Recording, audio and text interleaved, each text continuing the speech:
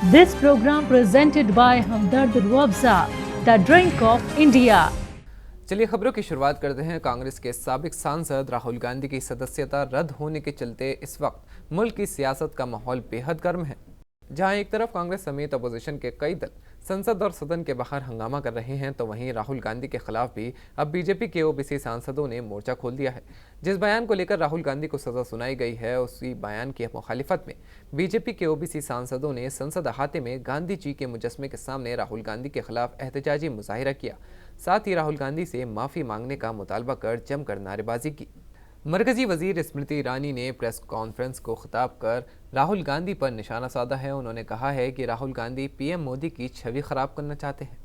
4 मई 2019 के अपने वक्तव्य पर खरे उतरने का प्रयास कर रहे हैं। नरेंद्र मोदी की इमेज पर प्रहार करने के लिए उन्होंने विदेश में झूठ बोला, देश में झूठ बोला, देश की संसद में झूठ बोला और संसद के अपने भाषण में जो झूठ बोला उसको पूरे देश ने सुना। संसदीय कार्य पद्धति के चलते जब राहुल गांधी से कहा गया कि आपने जो कटाक्ष किया है उसको साइन करके एक एक पृष्ठ पर ऑथेंटिकेट कीजिए, राहुल गांधी ने क्या अपने एलिगेशंस को ऑथेंटिकेट किया? नहीं किया। ये वो व्यक्ति हैं जो सुप्रीम कोर्ट के सामने जाकर नाक रगड़कर माफी मांगते हैं और आज ढोंग करते हैं डरपोक ना होने का। वहीं कांग्रेस लीडर सुप्रिया श्रीनेत ने बीजेपी पर निशाना साधते हुए ये कहा है कि असलियत ये है कि मोदी अडानी के संबंधों की परत खुल रही है। असलियत ये है कि अडानी मोदी के संबंधों की परत खुल रही है और जनता देख रही है, जनता समझ रही है क्या हो रहा है। जो रंगी पोती एक इमेज बनाई गई थी, जो खोखली इमेज खड़ी गई थी, उसका सच सबके सामने आ रहा है।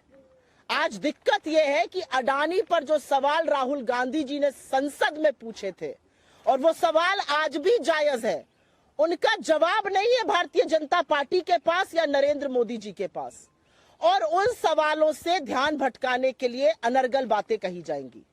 आज जनता वो सवाल पूछ रही है, आज जनता के मन में आ रहा है ये क्या अडानी से संबंध है, ये कौन सी प्रेम कथा है कि सारी की सारी सरकार हर मर्यादा, हर लोक लाज को ताक पे रखकर अडानी के बचाव में उतरी हुई है।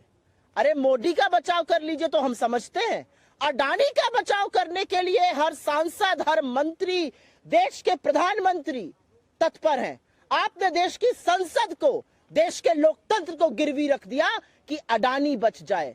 लेकिन आज वही जनता के मन में यह सवाल है और वो जनता पूछ रही है ऐसा कौन सा रिश्ता है, ये क्या दिक्कत है अडानी की जो बचाने के लिए सारी सरकार खड़ी हुई है।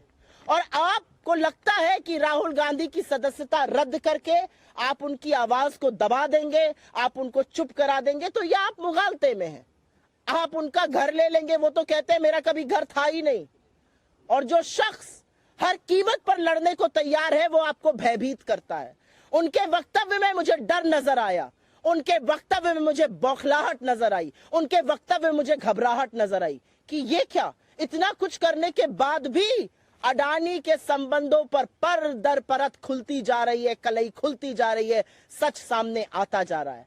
आपकी अडानी पर चुप्पी, आपका संरक्षण, आपकी एजेंसियों का जो बिल्कुल चुप मौन रहना है अडानी पर, वो सारी जनता समझ और देख रही है।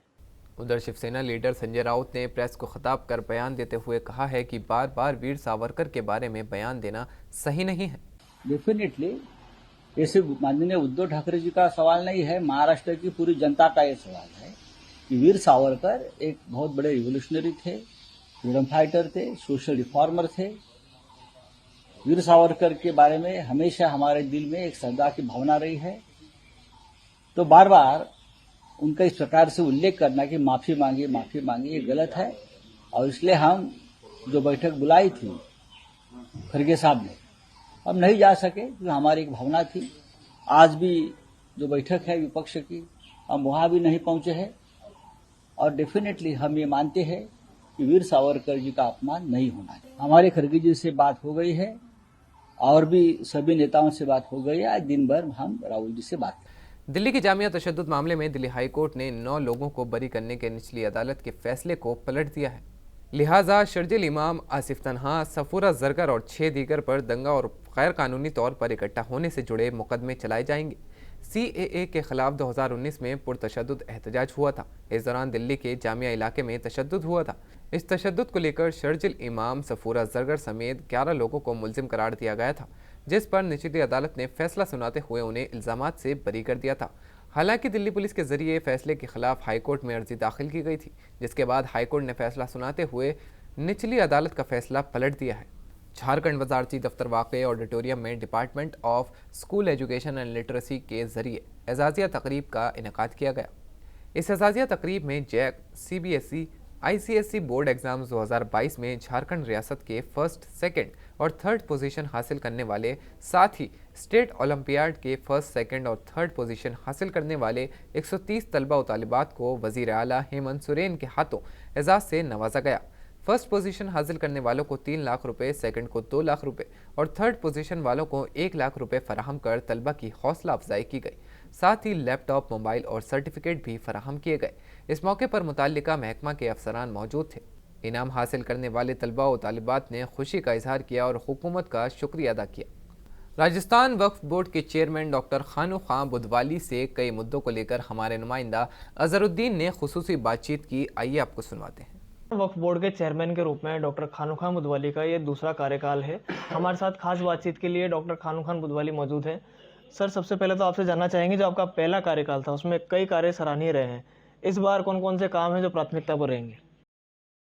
देखिए, पिछली बार का जो काल जो था उसमें जो जनता के द्वारा जो सहयोग मांगा गया, वहाँ की जनता ने हमें जो सहयोग दिया और हमारी जो पिछली जो कमेटी के मेंबरों ने जो सहयोग दिया, माननीय मुख्यमंत्री महोदय द्वारा जो बजट दिया गया, उससे एक ऐतिहासिक काम हुआ। जो लंबे समय से एक फहरिस्त बनी हुई थी, जो वक्त में काम नहीं हुआ, वो काम वक्फ बोर्ड के लोगों ने, मेंबरों ने, कमेटियों के द्वारा किया गया। लेकिन जो उस कार्यकाल में, जैसे हॉस्पिटल्स का कार्यकाल पिछली बार जो परमिटेड था वो हमने किया, और उसी हॉस्पिटल को देखते हुए इस हमारा जो सेकंड कार्यकाल शुरू हुआ, उसमें एक प्रस्तावित जो हॉस्पिटल है 50 बेड का, वो उदयपुर से एक डिमांड आई, जिसमें हमने वहाँ के स्थानीय लोगों की कमेटी, जो लोग खुद ही बना रहे हैं, खुद ही उसका पैसा, ज़मीन हम अवेलेबल करवाएंगे, जो बोर्ड कमेटी तय करेगी। 50 बेड का हॉस्पिटल एक कोटा के अंदर जो हमारी लैब वगैरह शुरू हो गई, वो भी वक्फ बोर्ड के द्वारा चाहते हैं। आपने कमेटियों का भी पुनर्गठन किया, इसके साथ साथ अभी आपने एक बात बताई कि जो बहुत कम किराए पे वक्फ की संपत्तियों पर लोग जमे हुए, उनका किराया भी आपके द्वारा बढ़ाया गया। अतिक्रमणकारियों पर बड़ी कार्रवाई आपके पहले कार्यकाल में की गई। अभी भी कई जगह ऐसी हैं जब वक्फ की संपत्तियों पर अतिक्रमण करके लोग बैठे हैं, उनके लिए क्या कहना चाहेंगे? देखिए, पिछली बार भी अतिक्रमण पे हमने मुक्त कराने की बात की गई, और इस बार भी जैसे नागौर के अंदर जो बड़ी दरगाह, वहाँ पे जो बहुत लंबे समय से अतिक्रमी जो टिके हुए थे, उनको लोकल प्रशासन के द्वारा हमने हटाने का कार्य किया गया। और जयपुर शहर में भी लंबे समय से कुछ ऐसे भूमाफिया बैठे थे, कोटा के अंदर, बारा के अंदर, जो बयाना के अंदर जो एक बेशकीमती जो ज़मीनें थी उसके अंदर वो लोग जो बैठे थे, उनको किस रूप से हटाया जाए। लोकल प्रशासन एवं लोकल स्थानीय जो अकलियत के और दूसरे जो वहाँ के लोकल रहने वाले हर समाज का व्यक्ति चाहता है कि देवस्थान और वक्फ बोर्ड एक धार्मिक संस्था होती है, ये धर्म की आस्था के अनुसार चलाया जाता है। इस आस्था तभी जिंदा रहती है जब इंसानों की आस्था जिंदा रहे। तो समझाइश के बाद हमारा कुछ इंक्रोचमेंट का जो मामला जो ख़त्म करने का कार्य किया गया। गंगानगर, हनुमानगढ़ में हमने बड़ी कार्रवाई की, नौर भादरा में हमने कार्रवाई की, आप सीकर में भी कार्रवाइयाँ हुई। हर ऐसा सूबा नहीं रहा जहाँ कार्रवाई नहीं हुई हो। अच्छा साहब, एक बड़ा सवाल, आने वाले समय में विधानसभा चुनाव है, आप अकलियत में एक जाना माना चेहरा है, क्या खानू खान बुधवाली चुनाव लड़ेंगे? देखिए, अगर हर आदमी की राजनीति में आता है तो उसकी लालसा होती है कि मैं असेंबली चुनाव या लोकसभा जो भी पार्टी अगर उसको मौका देती है तो निश्चित रूप से राजनीति में आदमी की आकांक्षा होती है चुनाव लड़ने में, कोई इतराज। लेकिन बशर्ते कांग्रेस पार्टी हमें चयन करती है और हमें आदेश देती है तो निश्चित रूप से चुनाव लड़ूंगा। बिल्कुल, बहुत बहुत शुक्रिया। तो ये थे हमारे साथ वक्फ बोर्ड चेयरमैन डॉक्टर खानू खान बुधवाली, जिनका कहना है कि जो वक्फ बोर्ड की संपत्तियों पर कब्जा करके अतिक्रमणकारी बैठे हैं उनकी अब खैर नहीं होगी। इसके साथ साथ उन्होंने बताया कि वक्फ बोर्ड की संपत्तियों का जो बहुत कम किराए पर चल रही थी, उनका किराया भी हमारे द्वारा बढ़ाया गया।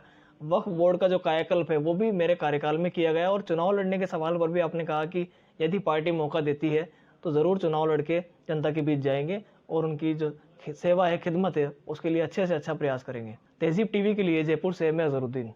This program presented by Hamdard Ruabza, the drink of India.